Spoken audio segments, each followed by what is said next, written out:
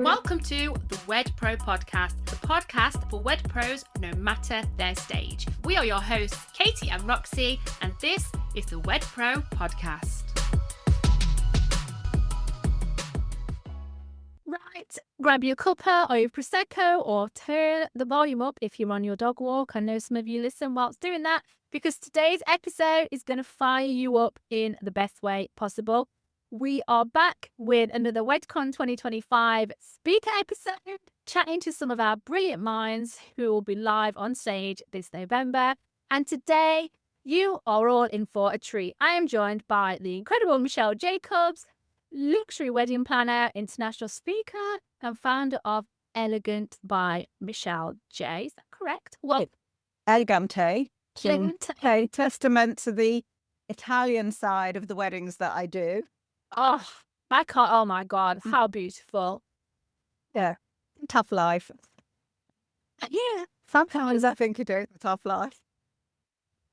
So for those of you who are listening and following along that doesn't know about Michelle, you are going to become obsessed. She's built an incredibly successful destination wedding business. She's one of the most respected names in the game. And she's not afraid to speak honestly about what it really takes to work at a high level and stay sane whilst doing it. She's also going to be taken to the stage at Wedcon 2025. And her session is one I cannot wait for. It's all about growing your business without burning yourself out. So, Michelle, welcome to the show. Very excited to have you here. Thank you. Thank you. I'm excited to be here and particularly excited to be taken to the stage at Wedcon this year. Well, this brings me on to my question I was about to ask you. Before we dive in, how are you feeling about Wedcon? You're going to be one of our keynote speakers this year. How's it feeling? How's the planning going for that? So I think I love, as somebody who started my business fairly later in life, I'm a bit of a champion for saying it's never too late to follow your dreams, take something that was a hobby and turn it into a business. I'm a testament to that. Along the way, I feel like I've learned so many lessons. I'm always more than happy to share them with others in the industry, particularly those who may be at an earlier stage in their business journey or people who have been working in the business for quite some time, but may feel that in certain aspects they may have lost their way and just need somebody to point them in the right direction. So I'm quite excited to meet all of your delegates, talk to them on the stage, and then chat to them between sessions, just generally, and just get to know people. Oh, it's such a good day. And for anyone listening who has not been to WedCon before, it is the wedding business event of the year. It's happening on the 26th of November at the beautiful Hencote in Shrewsbury. It's a full day of high energy talks, workshops, inspiration, strategy, connection, and honestly, transformation. People that go to this event and, take away lots of things and implement in their business, like it can change lives. We have got, honestly, the best speakers in the business, and we've got an incredible venue as well. And we've got a room full of people who just get it and know what it's like to run a business. And I think that's, like, for us, community, connection, sharing the knowledge is what it is all about. So tickets are selling mega fast. So if you're listening and thinking, oh, I could do with a bit of this is your sign. Head over to www.wedcon.co.uk and get yourselves there. Right, let's jump in to this conversation. So let's start at the beginning with you, Michelle, because this wasn't your first career, was it? What did life look like before weddings? And what made you take the leap into this industry? So I always say I'm one of the oldest in the wedding industry. I am now into my 60s and started my wedding business at 12, 13 years ago. So in my 50s, which compared to others in the industry who were starting up at the time, felt like I was, was I a bit late to the game? Had I missed the boat?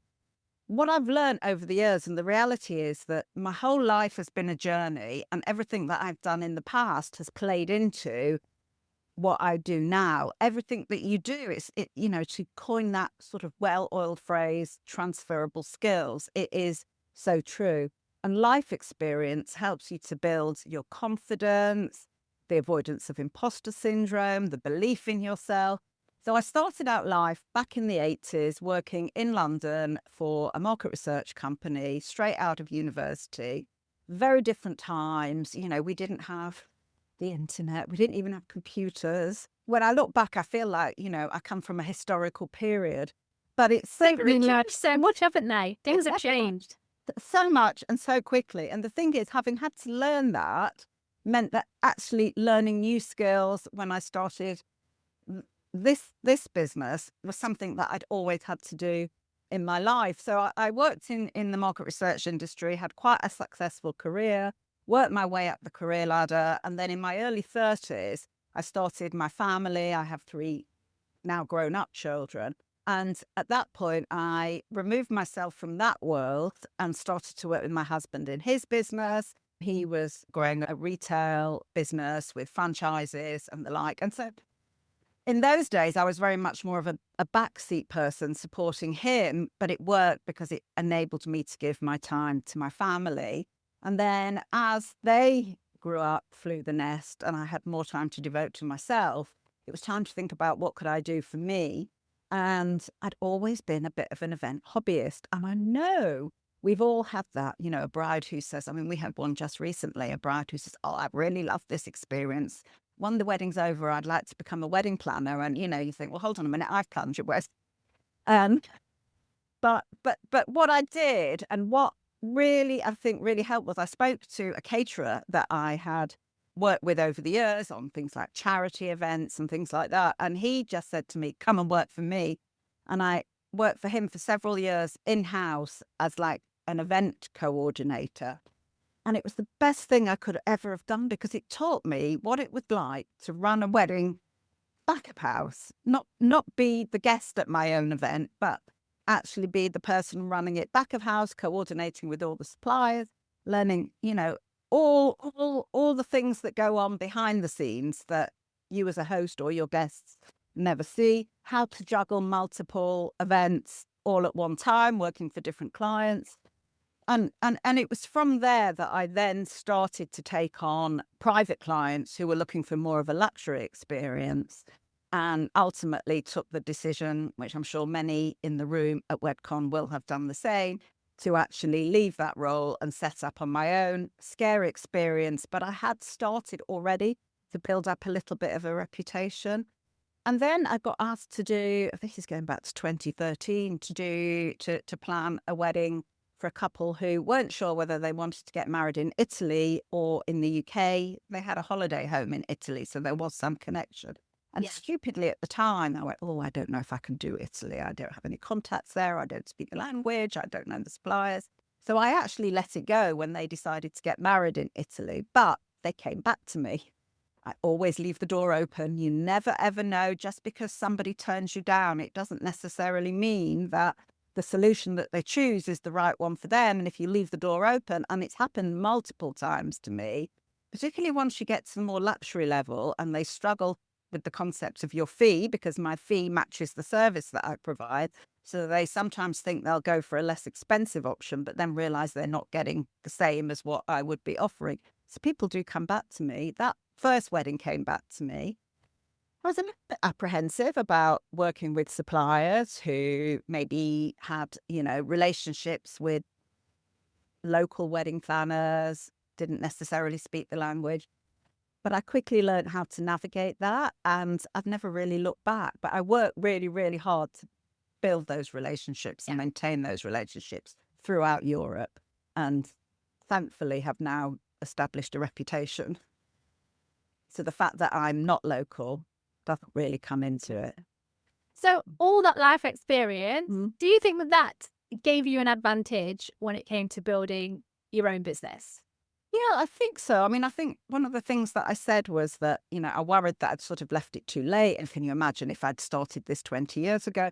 But I don't think I would have built the same business, because I think my life skills have helped me progress my business quite quickly, but also have the confidence, you know, all those things that you learn about, you know, networking, about sales, about, you know, technology, they all come with you. And I think I learned that elsewhere. I'd have had to learn it in this role. And also just about having the confidence. It's not very technical, but I talk often about putting my big girls knickers. And we all find ourselves in situations that feel overwhelming, that are quite scary.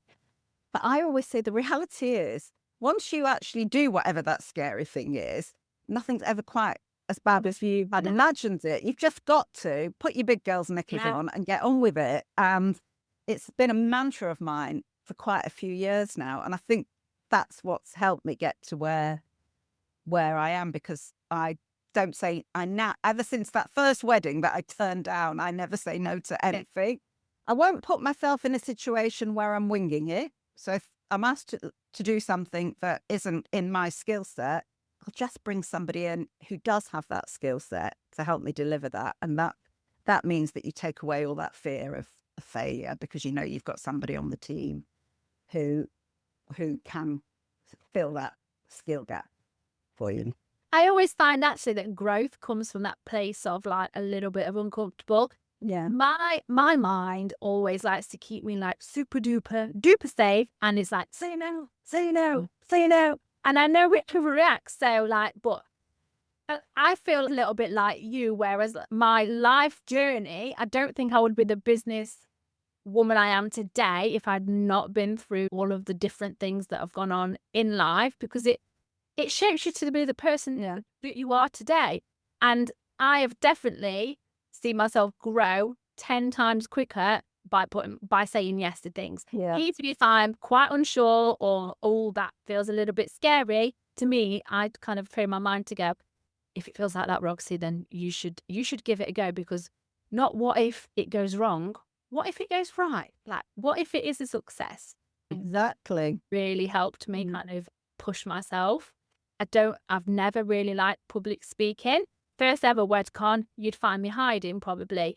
Second ever Wedcon, probably a little bit close to the stage. Like, we're a good few Wedcons in now. And last year, I spoke a little bit, and I would love one day to be able to do a whole like talk on something. But like, you've got to put yourself out there and try the things that make you scared. And the lesson I learned, if it's something that I don't know, get somebody to help you, coach you, train you. Yeah.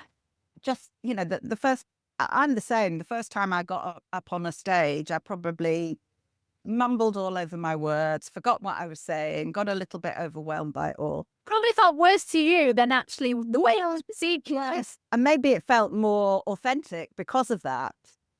But I've always believed in improving yourself and speaking to the right people, listening to the right people, coaching, training, anything to learn. I'm a bit of a, absorb it all, because, we don't all carry those skills within us. It's learnt for all of us. It's just taking the steps to learn it in the right places. And being open to learning and gaining new knowledge. I want us to go back a little bit to that wedding that you turned down. I really love this story. So that first ever destination wedding, you said no to it first. Yeah. So they came to me. They were a London-based couple. It was a second marriage for him, first marriage for her. They had a holiday home in Tuscany, so that Italy meant something to them. So they thought maybe we'd like to get married there. But they also loved the idea of getting married somewhere in the UK, in the countryside. And bearing in mind, we're going back to 2013 when destination weddings weren't such a big thing. So I still say to this day, and I say this to all my couples, inviting your guests to travel overseas to your wedding is a big ask. And nowadays, couples do it because so many couples do. But I always try to carry at the heart of what I do that we need to think about the guest experience and make them feel that big ask was worth its while. But back then, we didn't have all that knowledge. And so they were a little bit reticent about whether or not it was the right thing to do to say to everybody, right, jump on a plane and come and celebrate our wedding with us in Italy. So I worked with them, and we started a venue search in the UK, and we looked together at a few venues, and we were very, very close to booking a venue in the UK. And then they said, right, before we sign on the dotted line, we're just going to go to Italy and look at a few venues over there. And off they went to Italy, and they found their dream venue, which I have since worked at multiple times, although I'm very sad to say it's now closed down, but that's another story. And they came back to me and said, look, we've decided we're not going to go with that UK venue. We're going to do this wedding in Italy. And I said to them, I actually said to, I mean, when I think about it now, I think, Michelle, I cannot believe you did that. But I was at a much, much earlier stage of my business, and I just didn't have the confidence, and I didn't want to let them down. So I basically said, I don't think I'm the planner to take that role on for you. I think you should work with a local planner in Italy. And off they went, and they took on a local planner in Italy who is not an unknown name, is a very well-respected planner. But the service that they were getting was different to the service that they would get from a UK-based planner. And they're also, I have to say, not the easiest of clients. We all have tricky clients, don't make decisions, don't respond to emails, might answer half the questions, but not the other half of the questions. And they were getting quite a lot of pushback from the Italian planner, who was struggling with the fact that they didn't make decisions, and they didn't really brief properly. They didn't really know what they wanted. But then when something was presented, they knew it wasn't what they wanted. And I've seen that subsequently, because since that time I've planned 2 or 3 celebration parties for them as well. So it's just the way they are. But I think I don't know whether I've just got more patience or better at handling all of that. So anyway, they came back to me and I took it on. By then, they had already secured their venue and some of their key suppliers, which was a little bit nerve-wracking, because obviously these suppliers already had relationships with the existing planner who is known as a respected planner in Italy. But it because I went along with them and made an effort to work really closely with the suppliers and not shy back from the situation that we found ourselves in. We ended up delivering a really, really beautiful wedding in Italy. And since then, I've worked with all those suppliers on countless occasions. But it just ended up being a real springboard for me, because off the back of that, somebody who was a guest at that wedding then booked me for their son's wedding. And then it just grew and grew. And then I just knew that I'd found a niche that I was good at. All of the things, that skill sets that are required for destination planning, in terms of, looking after the guests and working in a different language. And no, I don't speak Italian. In fact, languages were never my strong point at school, but I always make sure I have a local language speaker or a local on my team. And from the very, very beginning, I've had a girl in Florence who always supports me on all my weddings in Italy. And, it goes back to what I say, fill those skill gaps with somebody who does have that skill, and pay for it. I have to do that, but it just means I can deliver the service without a fear of failure. So that first destination wedding, at that point, I know you just said like, oh, I kind of, clicked on maybe I found my niche here. Is that the first time when it was like a realization, like, oh, think of it was. And I think I was lucky. Destination weddings now are such a huge thing, but back then, they were just starting to become a thing. But it was very much like you went to a destination wedding if somebody was from that place. That was the more usual reason for having a destination wedding. Or you took a small number of your friends and family on a holiday somewhere and you had a wedding in that resort. But this was a wedding for 120 people in Florence, all hosted in a hotel. And then we had a standalone venue. We had a welcome party. It was a multi-day celebration.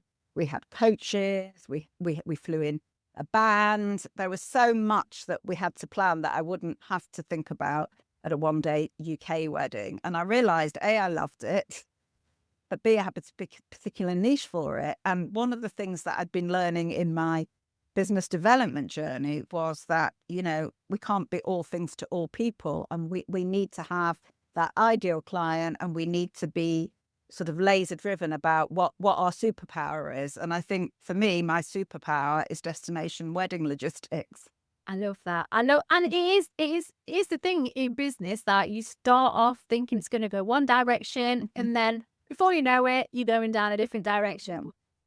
That feels right, doesn't it? Yeah, and it's when I started, it was I'm going to do weddings, I'm going to do parties, I'm going to do corporate events, but actually, you then just become there's nothing about you that makes you stand out, and there's always that worry that you'll be too niche.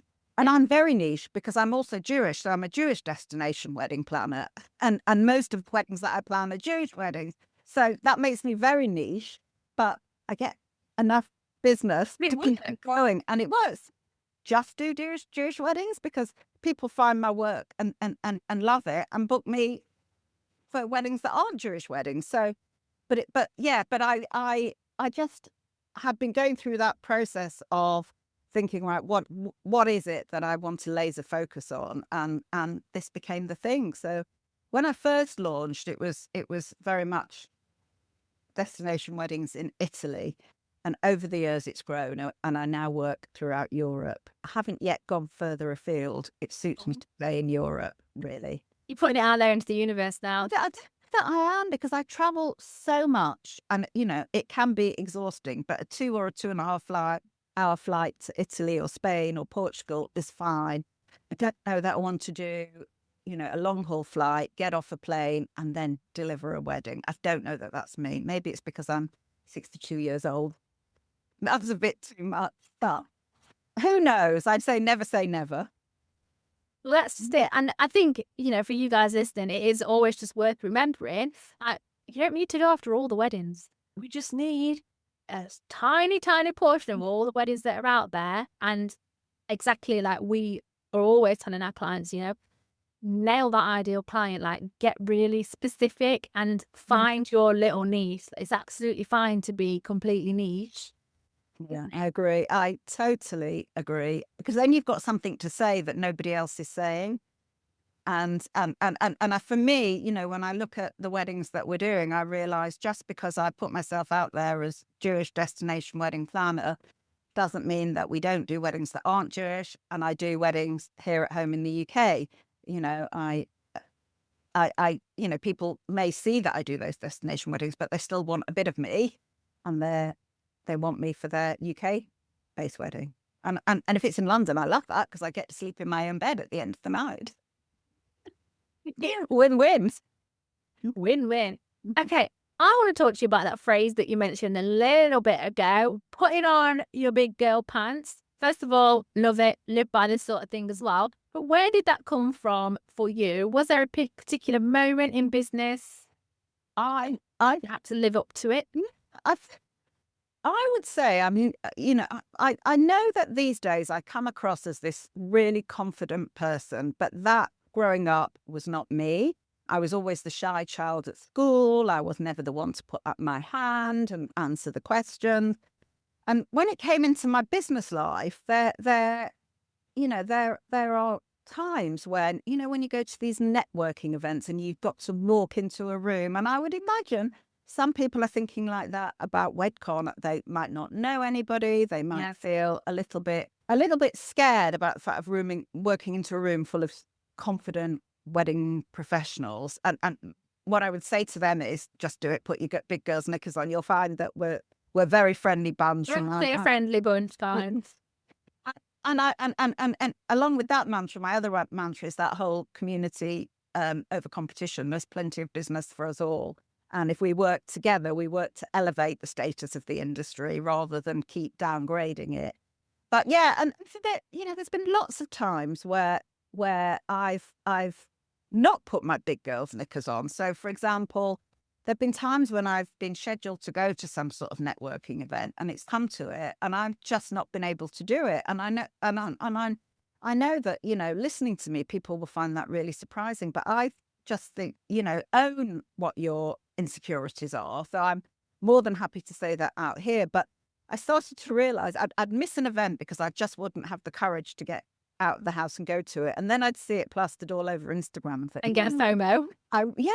Seriously. Same. Particularly when I'd see, that person's there, that person, I know them. Why was I so scared?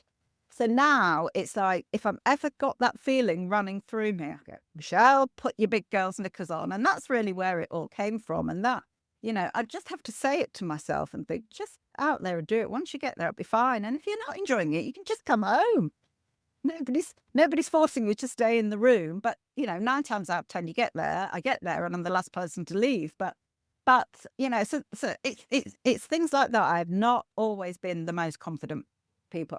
And yes, there are people out there who their whole lives have been confident. But I think for the vast majority of us, we're somewhere between the two. 100%. I can relate. So growing up, I could not string a sentence together. I had the worst stammer, which took its toll on my self-esteem. I would be in the corner of the room. I would avoid conversation. My sisters would finish my sentences, which used to frustrate the frigging heck out of me. Imagine. I remember once going to a shop. I think it was a chip shop. It's embedded in my mind. Couldn't even ask for chips and gravy. And I really want chips and gravy. And I just ended up walking out. And I've had to pull myself out of that. Probably my late teens. I just had a word with myself and, can't even remember the day where I did not stammer anymore. But it definitely came from putting my big girl pants on and getting myself in situations where I'd have to speak. I'd have to do these things that felt really uncomfortable. And it trains your mind. But exactly what you said there, more often than not, people are not as confident as what they hear. I too would not go to events and then get FOMO and think, I don't just go because so-and-so's there and I've not seen them in ages. And to anyone listening thinking, gosh, I can totally relate to this. At Wedcon, we are fully inclusive. If you were to email us and say, I've got these worries, we will be there to support you in any way that we can, whether that was meeting you at the door, finding you someone to buddy up with. We are all about giving you all the best opportunity to get the most out of our event. So if that's something that's holding you back, please just email us, drop into our Instagram. Let's have a chat about how we can get you there on that day. And as well, right, let's be real, so many wedding pros feel like everything needs to be perfect before they take action. And I've definitely felt like that before. So what would you say to someone who's scared to take that next step into their business, into investing or doing something scary? So I would say quite early on, one of the first trainings that I ever did was from somebody who used a phrase which was done is better than perfect. And by done, what she meant is it was all about blog posting. Just put your blog post up there. It doesn't matter if it's perfect. As long as it's got the keywords in it and it reads relatively well, and you've done all the the pictures are tagged and all of that. Don't keep going over and over it because it's not doing any work for you if it's sat in a drafts folder. But it's doing some work for you if you've published it and you put it online. So her mantra used to be done is better than perfect. And I've carried that with me in everything that I do. We strive for perfection. When we deliver a wedding, we strive for perfection. But I will never, ever beat myself up or any of my team up if something isn't quite right. Nobody's ever made a mistake deliberately. There's so many moving parts. There's so much we have to do. It's like you just need to take that step and do it, rather than if you keep waiting and keep waiting, keep refining, you'll over polish it and then it won't feel authentic anyway. So it's oftentimes the first thing that we do, the first thing that we write, the first things that we draft is the most authentic version of ourselves. So that actually should be the thing that we post, we publish. And the same with, if you feel like you haven't quite yet got your business off the ground and you don't know that, this event is right for you, just go, because you'll learn so much that'll help you get your business off the ground. Yeah. We have a saying, imperfect action is better than no action. Just similar thing. Post the post. Yeah. Send that email, do the thing that is scary because you never know what the outcome's going to be. Yeah. Say it's not serving anyone, doing anything in your inbox, so it's just in your mind, that you've got to give these things at least a fucking chance. Yes, absolutely. And in terms of the Wedcon, I've never been to an event like this where I haven't learned something. You learn something, or you make connections that, I'm giving yourself and your business that space. Magic happens. Yeah, because we as you know, what I'm going to talk about is that whole burnout thing. And actually putting myself in a room like that means that I can't be at my desk answering emails, doing design briefs, writing timelines. I can't be, I've got space to think about my business. And we all need that. Otherwise we just end up burning out. Yes. And it's one of those things as well where you need to be working on your business. And we say this all the time to our clients. It's two different things, working in your business, doing all of the things day to day. But Wedcon and, industry education, soaking up the knowledge, that's working in your business. So working on your business, like learning, showing up to these events, having that CEO time, giving your brain and your business that chance to grow and scale. Anyone who's even on the fence should really just think about coming, because it's so great. Yeah. I want to go back to quickly, how you've had other careers than in the wedding industry. And this is a theme that we do hear a lot when I'm talking to lots of wedding business owners. We hear it at WedCon as well. So wedding pros that didn't start in the industry, come from corporate, maybe teaching, actually quite a lot of teaching, retail, marketing, and now they built these amazing businesses. Why do you think the one career for life model doesn't really work anymore? I think we live in a world where so many of us want more, or our lives change a direction that means that the job we're doing doesn't fit with what we want to do. Yeah. And I think, if you go back several generations, it was much more about finding a job, and that was your job security. And you could expect that job to be there for you throughout your working life.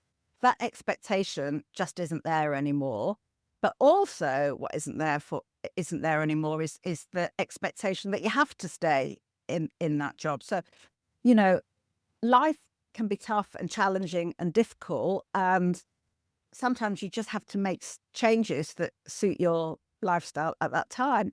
Equally, if we're not happy doing something, we don't just have to accept it anymore. Whereas in the past we did. It was like, it doesn't matter if you don't love your job, it's just there to pay the bills. Whereas now there's an expectation that we should strive to find a role, a career, a job that we're actually passionate about. So I think that's part of the reason why it's become acceptable to move around and change direction in your life in a way that perhaps in the past would be more frowned upon, or we'd all be a little bit more scared about making that change. And for me, that's definitely the case. I mean, I came out of university and got a job in a market research company as a graduate trainee. And I loved what I did. I had a great time. I was in London in the 80s. It was all about boozy lunches, client entertaining. And, we did a little bit of work, but the afternoons might be a little bit questionable. But, money was free flowing back then. We hadn't yet come into the recessions and I had a really, really great time. But we did work hard around all of that boozing and partying. And we did. And I love what I did. But we ended, I'd be working evenings, weekends. So when I had a family, that became less attractive to me. Funny that now I'm back to working evenings and weekends, but life's a journey, as they say. And then, my husband's business was starting to take off. So there was that opportunity for me to step back from my career and help him in his business. And so I took it, because had his business not been successful, then maybe I wouldn't have been able to do that. But I was, by this point, with 3 young children under 5, finding that role quite challenging. So that opportunity presented itself. But I think I've just grasped the opportunities. And I think, as they grew up and I had more time for myself, I guess I could have not started up this business and taken the easy route. But it was just something that I had the ambition to do. And I think, I was always brought up, I was like the first woman in my family to go to university. Just because you're a woman doesn't mean that you can't achieve to the same level as men. And so it was right now, this is my time, and I'm going to set up something that is just for myself. So, sorry, does that answer the question?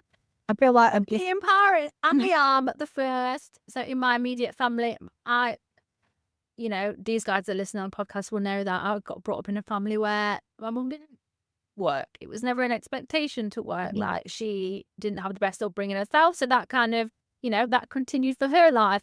And then for me, I wanted to chase that. Like, I am the first one in my family to run their own business, which has come with its own challenges because they just don't get it. Like, they think, oh, Roxy's at home. Yeah, I'm at home, I'm working. Like, I'm in my office. Like, stop ringing me every 5 minutes, mum, because I'm not available. I am creating an empire here.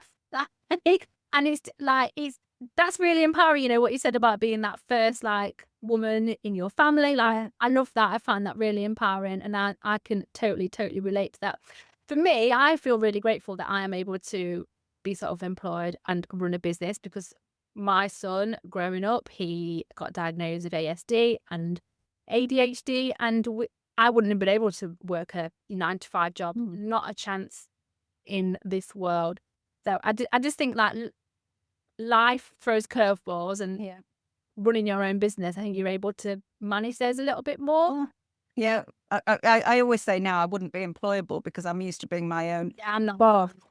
But I know exactly what you mean, because my office is based at home. I have a team, but we're all remote, working from our own homes. And my biggest joke is my office is right at the front of the house, and I've got 2 windows that front the house. So you know what it's like with deliveries always arriving. So any minute now, my doorbell will ring because there'll be a delivery. They can't see that I'm on a Zoom. And they're waving at me through the window, and I laugh and I go, but if I worked in an office in Canary Wharf like my daughter, this wouldn't be happening. The delivery man wouldn't be knocking on the window. The professional life of a wedding planner. So I want to give everyone listening a little tease. So what can we expect from your Wedcon 2025 talk? So I'm quite passionate about the fact that as an industry, because we're working in hospitality and we're delivering weddings, there is this expectation that we all work these super crazy hours. And, I often hear this. It's a bit like, the story that, I worked a 26-hour day. No, I worked a 28-hour day. And it feels like it sometimes comes across as a bit of a badge of honor. But we shouldn't have to do that. Nope. Because so many of us are female solopreneurs working from home. We haven't yet taken that step of moving our business from just being ours to investing in the things that we need to invest in, and investing in the people that we need to invest in, to build a business that is sustainable long term so that we don't burn out. And that links in with how we charge for our services. So that my session is going to be about how we can go from just working crazy hours, getting burnt out, to actually starting to work on building our business to a point where, I'm not saying we don't all work hard, that we do, but we can work more sensible hours that won't create burnout. Because ultimately, if we all burn out, then it all goes to pot. So we do have to plan for that. So I'm quite passionate about making that a thing within the industry, that we don't have to carry that badge of honor that we work ridiculously long hours. So I think when a lot of people start a business in the industry, they probably, you probably have this dream business in mind, and then you get into the nitty gritty, and that's when, like, it starts, you're in the mud, and you feel like you're getting frustrated because the bookings aren't coming in, and then you're working all these hours, and it's just like, you can feel like there's no way out, but it doesn't have to be like that, does it? You just have to plan. You have to be strategic. You have to plan, and you have to think about what you need to do going forward. And again, it goes back to taking risks, employing staff or taking on freelance staff and paying them to do something that you think I could do myself. Well, yeah, I could do it myself if I worked 26 hours a day, but how much more freeing is it if I've got somebody on my team who does that role for me, so that then my side of the business, the selling, the creative side, I've got the headspace to do it. So it's all those sorts of things. So I won't give too much more away. But why do you think it is that burnout is such a hidden problem in the wedding industry? I'm not sure whether it is the wedding industry. I think it's just, like, in general. I mean, possibly it is in general, but I think our issue is we're delivering our service. The end result is delivered out of office hours, isn't it? It's weekends, it's evenings. But then our clients expect us to be back at our desks first thing Monday morning. They also expect us to be available to do evening and weekend meetings when they're not working, because their wedding is not their business life, it's their personal life. And suddenly we find ourselves working 24/7, 7 days a week. When everybody else is off holiday in the summer months, we're delivering weddings.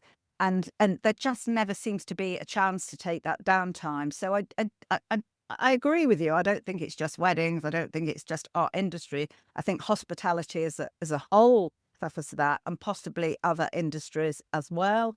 But that doesn't mean to say it's right. No. Oh my goodness. Yes. Oh no. I am someone that has been through burnout twice now, and it's not advisable. Let's put things in place so Yeah. you guys out there don't have to go through that. So what's one small shift that someone could make today to stop themselves hitting that burnout and start building something more sustainable? So one of the things that you talked about earlier was working on your business as opposed to in your business. In your business. And what I try to do is have something that I call Business Day Mondays. Sometimes during wedding season, it tends to go out the window, but it's the day when I don't work on client work, I work on my business. Because the big danger is we get so engrossed and immersed in working on our current weddings that we get to the end of the season and we haven't actually forward booked anything because we've not carved out time to work on developing our business.